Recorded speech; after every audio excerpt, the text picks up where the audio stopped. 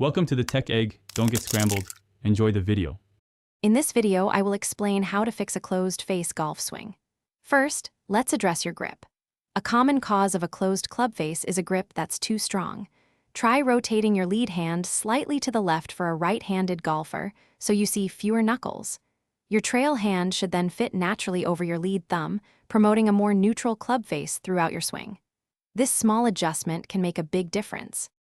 Next, focus on your wrist position at the top of your backswing. Many golfers with a closed face tend to bow or excessively flex their lead wrist. Instead, strive for a flat or even slightly extended lead wrist.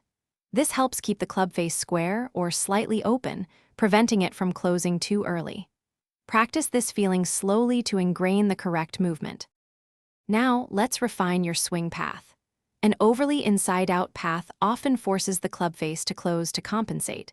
Instead, aim for a more neutral or even a slightly outside-in downswing. Think about swinging the club more down the line towards your target, rather than aggressively from the inside. This encourages a squarer club face at impact and a more consistent ball flight. Finally, ensure your follow-through is full and balanced, pointing towards your target. This indicates a complete release of the club. Consistent practice is key.